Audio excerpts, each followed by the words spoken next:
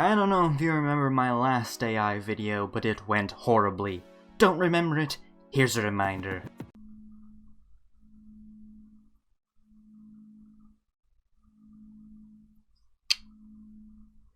My nose doesn't transfer magnetic power. This is not PG, but tap away, little baby bean. Oh my... Truth comes out on this website. You don't use this unless you're ready for the truth.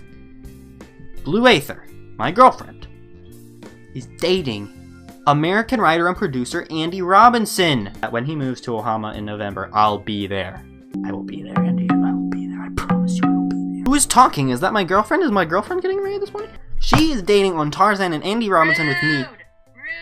And she has the nerve. Does not talk to me. She has the nerve. Today I have left that forsaken site behind and gone to a new AI. A better AI. Today we're going to be picking a setting: fantasy, mystery, apocalyptic, zombie, cyberpunk, weekly, or custom. I want to do... zombies. Select a character. I know you probably can't read this. That's partially intentional. AI is unpredictable. Select a character. Soldier, survivor, scientist. I want to be the smart guy. You're gonna be a scientist. Enter your character's name. What's a smart name? Weil. The perfect smart name. Now, unlike the last AI that we dealt with, this one actually makes a story as you put in custom text and custom actions and things. So this one isn't just it pulls up and it makes up a little blurb. This one actually puts you through a story and you continuously interact with it to form and molds the direction of the story. It's really, really cool. And it's hilarious. You are Weil, a scientist trying to survive in a world filled with infected zombies everywhere. You have a backpack and a solar-powered tablet. You pound your fist on the... I was about to punch my computer. That would not be a good idea. You pound your fist on the table, angry that you still haven't found the cure to the infection. You turn to your assistant and ask him what he thinks about this situation. I think we should just keep going, he says. We need to find something that will help us stop the spread of the virus. He's gonna be one of those manly men, you know, he's just got the deep voice of death. Now here's the part where I have to do something. That's difficult because it means I have to make decisions. I'm going to ask him where he thinks we might find the cure. The government has been testing it for years now. Oh, sorry, I didn't do his voice. The government has been testing it for years now. Is it ready? Yes, but it's not yet perfect. We need more time. I nod and continue searching the house. We're in a house? Okay, I have a backpack and a solar-powered tablet. Can I play Angry Birds on my tablet? You decide to play Angry Birds on your tablet instead. It's very simple and fun. The game is also very addictive, so you end up playing it all day long. You look at your assistant and see that he looks like a little boy. You don't know why, but you feel like calling him by his first name. My name is Jacob, and I'm an assistant. Okay, so my assistant's name is Jacob, and apparently he looks like a little boy. I don't know if he is a little boy or if he just looks like a little boy, because there's a difference, you know? I say, okay, cool, I've been playing Angry Birds all day. Have you found a cure? No, but I can help you out. What do you mean? He smiles and points to the tablet. You follow his finger, and he tells you how to use it. But I already know how to use it. I was playing Angry Birds. Is it hot in here, or is it just me? You tap on the window, and it shows you a picture of a man holding a gun. A voice comes through the speaker saying, "This device is dangerous. Do not touch it." Lick the screen. You quickly move your tongue over the screen and begin licking the screen. You hear a loud pop, followed by a strange noise. You then realize that you're not hungry anymore, but rather thirsty. You scream at Jacob to get you some chocolate milk. He doesn't listen, but he does give you a bottle of water instead. You grab the bottle of water and drink it as fast as possible. Would you like that ASMR mode?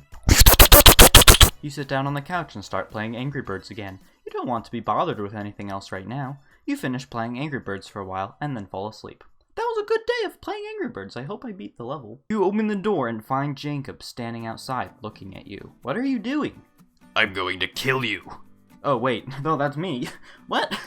I say, what are you doing? I'm going to kill you. Jacob walks past you and into the house. He shuts the door behind him and turns around slowly. I think we should talk about this. There is no talking about this. You made me lose an angry bird. You look at Jacob, who gives a slight smile, and my girlfriend is calling me, oh my gosh.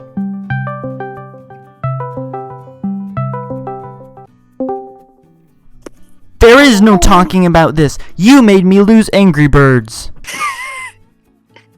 Were you really playing Angry Birds? Alright, love you. Love you. Bye-bye. Goodbye. What a nerd. I say, why are you frowning, bro? Because I'm worried about you. That's why. I nod and walk inside the house. Jacob stands in front of me and puts his arms around me tightly. Give me a hug! We've completely got off the topic of the cure, and now we're just developing this relationship with this boy who looks like he's a child. I say, yay huggies! Jacob smiles and hugs you back. You both hug each other tightly for a while before Jacob starts. And we're done with that one. Now you kind of understand how this works and how this AI dungeon operates. So let's try to get a really good one, alright? We're gonna do fantasy. We're gonna be a wizard. Oh, what's a good wizard name? A. Oh my gosh, that's a great name. You are a wizard living in the kingdom of Larion. You have a staff and a spellbook. You finish your long journey and finally arrive at the ruin you've been looking for. You look around and see that it's not much different than when you left it years ago. The only thing is now there are many more creatures roaming about. Quickly move towards one of the beasts and begin to cast a spell. It doesn't take long before you feel its life force drain away from you. What? I just wanted to poke it! You immediately feel a surge of energy and then you feel yourself being pulled into another dimension. You don't know what happens next, but you find out. But you soon find out as you fall through an opening in the wall. You're gonna look around? See what dimension I've fallen into?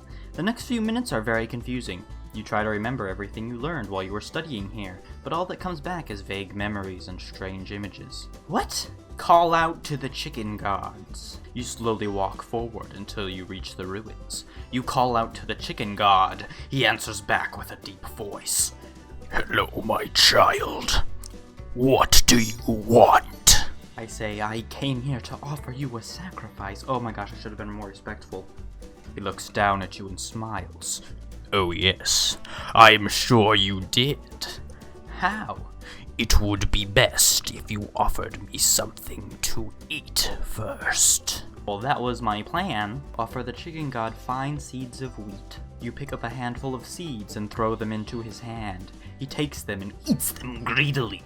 Thank you, my child. No problem, but can we go now? I sound like a wimp. This is the chicken god we're talking about. You can't just be like, can we go now? He'll eat you alive. I choose to befriend the chicken god respectfully. Sure, let's go. Okay then. You run ahead and head towards the ruins. I thought I was already in the ruins. I'm confused. The only logical thing to do is head out on a quest to slay the sheep god. You head off to find the sheep god. It seems pretty easy when you get there. The sheep are all dead, and the place looks abandoned as well. You notice a large hole in the ground where a bridge once stood. Chicken god is very friendly and asks you about what has happened here. You tell him everything. He tells you that it was probably an accident, or perhaps someone just fell through the floor. We're just gonna try jumping through the floor, I guess, and see if we can follow the person who fell through the floor. You jump through the floor and safely land on the other side. You look around for anything useful, but nothing is there. I want to ask the chicken god if the sheep god is already dead. Yes, I believe so. Good, I'll take care of it. Are you sure? I don't know what I'm agreeing to, but yes. Very good, he says, and disappears back into the hole. You walk over to the hole and see that it leads down into darkness. Jump in, I guess. You can actually die in this, and it ends the story, so we have to be careful. You jump down into the hole and fall into darkness. I'm just gonna have the story keep going here. You don't know how long you're falling, though, because soon after your feet touch the bottom, you hear a voice from above. Who's there? Chicken God. I like how his name is just Chicken God. I'm gonna tell him I'm stuck, because apparently there's nothing down here. I'm stuck! What do you mean? I've been trapped in this room forever. There's no way out of here. Can you help me? Well, I guess. Thank you, Chicken God, you exclaim as loud as possible. The voice seems to go silent, and then suddenly comes back with a different tone. It sounds like it's coming from the ceiling now. Oh wait, it's a different tone. Oh dear, you seem to be having trouble getting out of this one. Well, let me try something else. You turn around and see a light at the end of the tunnel. Follow the light. You step inside and find yourself in a larger room with more doors. There's a table in the middle of the room covered with various objects. You pick up an object and look at it. It looks like a piece of paper with some writing on it. You're gonna ask the chicken god what it says. This says, "I love you," on it. The voice responds, "Very good, very good. Now, what do you want to know?" Is this still the chicken god? I'm gonna ask what the meaning of life is. Clearly. The voice says, "Yes, that's right. The meaning of life is to live forever. That is the purpose of life." Where are we starting? We're gonna do cyberpunk, and we're gonna be android. You are also an android living on the futuristic city of Zale. You have a laser pistol and a holoband. You are a security android created to provide a military-level force for corporations wealthy enough to purchase you. As you stand protecting a shipment, you realize that it is not your life anymore. Your job has changed from one of protection to one of profit. You are an example of what can happen when technology takes over human nature. "I want to become a human!" I exclaim. "Well, I don't know about you, but I think it would be best if you stayed as a robot," the voice says. But, who even are you?" "My name is Dr. Sirizaya, and I am the head of the robotics division at Zodiac Aerospace. It is my pleasure to meet you." I want to locate Dr. Sirizaiwa. You turn around and see a tall woman with long black hair wearing a business suit. She looks like she could be your mother or grandmother. She smiles at you and then walks out of the room. I'm gonna follow her. I think that's the doctor, and she needs to make us a human. You follow her into another room. This room contains several robots. Some look very lifelike, some not so much. "Recruit the robots to my army." The robots seem confused by your words, but they do obey your commands. They all begin to move towards the door, which opens up into a corridor. You walk down the corridor. Suddenly you hear a loud noise coming from outside. You turn around and see a large explosion taking place in front of you. "Send out my robot army to find out what happened." You quickly order your robots to go and investigate the explosion. You run back into the room where you met Dr. Sirizaiwa and tell her that you need more time to get there safely. "I'm gonna attack the doctor. We have to get her pinned down. We need her to make us a human." You decide to attack the doctor now. You grab her by the throat and force her to slap you. Wait, what? Slap me? You grab her by the throat and force her to face you, not slap you. "I just want you to make me a human," I exclaim angrily. The doctor takes a deep breath before replying. "Well, what did you expect?" the doctor asks. Give the doctor a flower to bribe her. You give the doctor a small white rose as a gift for her help. She seems pleased with it. She then turns away and walks off into the distance. We need someone new. Use my robotic wings to fly away from the facility. Use radar to find transformationist. I don't think that's a real word, but I just made it a real word. You use radar to locate the nearest city. You know that it must be somewhere near the ocean because you've never seen an island before. As you approach the city, you notice there aren't many people around. You turn around and see a large group of mutants attacking the city. They seem to be led by a mutant wearing armor similar to yours. He has glowing red eyes and his skin is covered in spikes. I'm gonna give the mutant leader a rose, 'cause I'm nice. You give the mutant leader a rose. You say, "Thank you. I don't want to fight these mutants. They can help me raid the city and find the doctor who can turn me into a human." You stop fighting and watch as the mutants retreat. You look over at the mutant leader, who seems disappointed in you. You say, "I'm sorry about that." "I'm not sorry about giving you the rose." Chase after the mutant leader, that I might befriend him. You run up to the mutant leader and try to hug him. You run up to the mutant leader and hug him tightly. You then tell him how much he means to you. He smiles and hugs you back. My next action is to recruit the mutants to my robot army. You smile and nod in agreement. You feel like this is what you were meant to do. You go over to the mutant leader and asks if he wants to join your robot army. Let's see what happens. He says yes immediately. You both start talking about how you're going to conquer the world together. Oh my gosh, I just wanted to turn into a human, but now we're conquering the world. My first step is to destroy all continents. You decide to take things a step further and create an entire new continent on which to build your empire. Alrighty then. First, we need to build a temple. You agree with the mutant leader's idea and set out to make it happen. You find a small village called the Village of the Chicken God. Looks like it was built in some sort of primitive jungle or swamp. You enter the village and see several statues of chickens surrounding a large chicken statue. There's also many statues of people worshipping the chicken god. I like this village! This is great! Pray to the chicken gods for luck in conquering the world. Hopefully they'll accept my sacrifice and make it happen. You kneel down before the chicken god and pray. The god smiles upon you and blesses you with his blessings. You feel a little better. The chicken god has blessed me. Now, time to destroy all life. You stand up and begin chanting. Hoo-wah, hoo-wah, hoo-wah. You feel like you've been possessed by something. Your mind begins to become distorted, but you don't care anymore. Everything goes blank. Destroy it! The next day you wake up.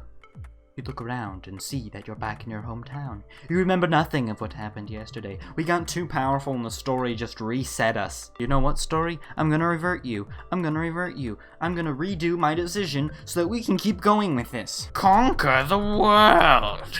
The world has gone mad. You must bring order back to it. This is your destiny. You open your eyes and look around you. All around you is chaos.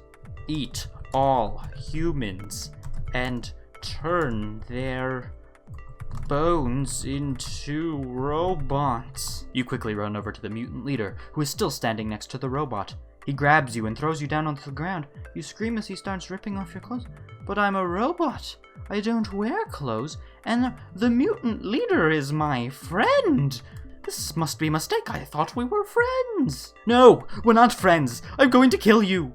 I know, Bat, but this isn't about me. This is what's best for the future of the world. Okay, so the mutant leader has apparently turned against me, and I have decided instead of destroying the world, I want to save the world. We're going to absorb the mutant leader's power. Hopefully he can help us conquer everyone. You grab the mutant leader's hand and begin absorbing his powers. His skin turns from a pale white to a sickly green color. His hair becomes long and spiky, turning him into an animalistic-looking creature. You're just gonna become human. Your body shudders as you transform into a normal human being. You can hear the screams of mutants everywhere. You laugh maniacally and start laughing even harder when you realize they will never defeat you. And I think that just about does it for this video. We have turned into a human. We have praised the chicken gods. Holy be their name. So if you would like to see more funny videos like this, with or without AI, please let me know. Leave a like on this video and let me know in the comments below. I will see you next time. Thank you very much for watching and goodbye.